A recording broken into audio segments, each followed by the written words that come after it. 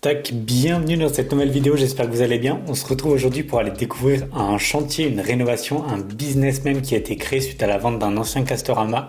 Le nouveau propriétaire a décidé de racheter le hangar, donc qui accueillait l'ancien magasin, pour en faire une nouvelle activité, diviser le hangar en plusieurs box pour ensuite les louer à des particuliers et surtout à des professionnels. Donc il va nous faire découvrir ça, comment il a aménagé le hangar, les différents matériaux qu'il a utilisés et comment tout ça a été aménagé de manière générale. J'espère que la vidéo va vous plaire, on va se retrouver directement là-bas parce que c'est à Valence. Et n'hésitez pas dès maintenant à vous abonner, à liker parce que ça nous aide énormément. On a récupéré un bâtiment qui fait 1400 mètres carrés. L'idée, c'était au lieu de louer un bâtiment de 1400, on le divise en box pour faire des locations de box réduits, quoi. Et ici, c'est de la location de box, d'accord. C'est un magasin Castorama. Ok. Là, c'était le parking. Et il rentrait par là. Et c'était toute la zone là, quoi. 5000 mètres carrés. Et donc, il l'avait divisé, on va dire, en trois. Ouais. Donc c'était 3 lots, qui étaient 3 gros lots et quelques petits lots aussi. Donc en fait, ici par exemple, il y avait un escalier, enfin bref, tout ça c'est au-dessus. Et là, il y avait le coffre, qui est encore d'ailleurs. Et en fait, qui servait pour lorsque les camions de la Brinks venaient chercher l'argent. Entre par exemple mon transporteur et lui, ce sont que des cloisons de panneaux sandwich, d'accord ? Mais ça, à l'intérieur, c'est du polyuréthane. Ouais, ok. D'accord ? Or, c'est pas coupe-feu. Et donc, sur toute la longueur, là, des deux côtés, il va falloir qu'on commande encore des panneaux sandwich, comme ceux qu'on est en train de poser, en laine de roche, 10 cm d'épaisseur, pour pouvoir poser, pour faire des panneaux coupe-feu sur toute la longueur. Donc ça, vous voyez, ça on l'a conservé pour en faire un box. Avec une mezzanine qui reste, quoi. On a pour projet aussi de refaire la façade, là, en commandant encore aussi des panneaux. Panneaux sandwich aussi pour la façade. Ouais.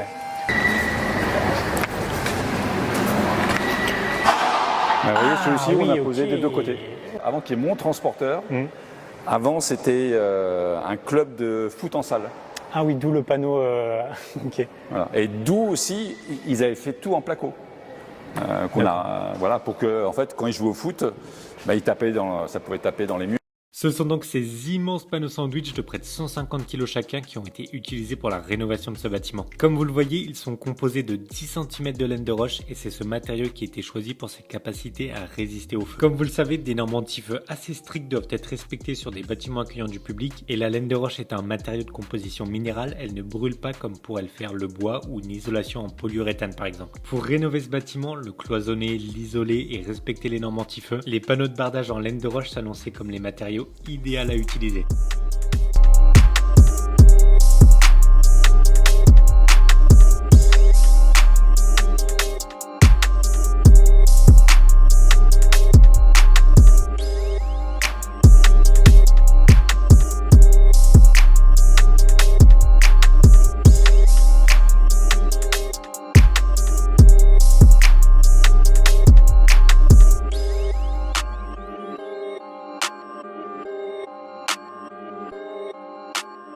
A noter que des accessoires de finition ont été installés pour cloisonner à 100% les différents box et une mousse en polyuréthane anti-feu a été utilisée pour combler les découpes qui ont été faites pour passer les panneaux sandwich au niveau des poutres du bâtiment. Vous aviez installé des puits de lumière en polycarbonate ?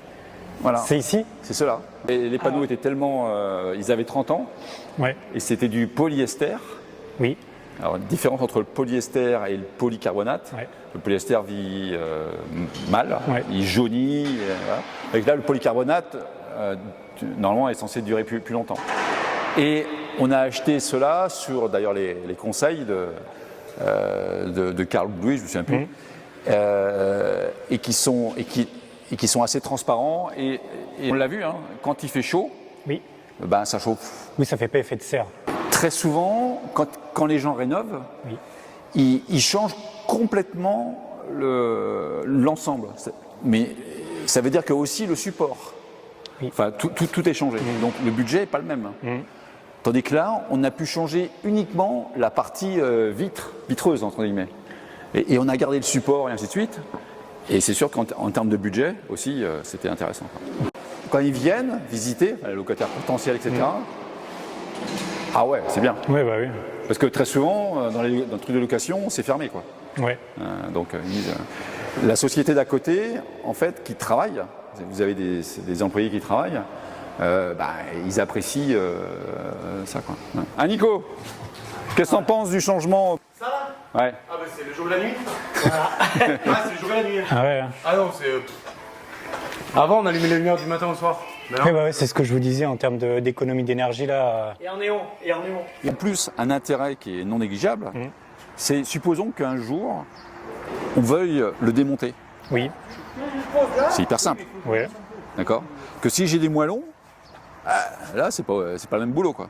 Et c'est du Lego, mais c'est du Lego costaud, quoi.